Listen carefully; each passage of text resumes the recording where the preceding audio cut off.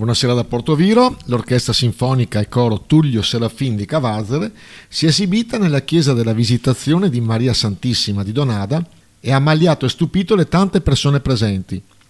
L'evento, organizzato dall'Assessorato alla Cultura del Comune di Portoviro, in collaborazione con la parrocchia di Donada e il fondamentale contributo della ditta commerciale Ferramenta, è stata di altissimo livello artistico e ancora una volta l'orchestra e il coro, diretti dal maestro Renzo Banzato, sono riusciti ad incantare un pubblico attento e competente.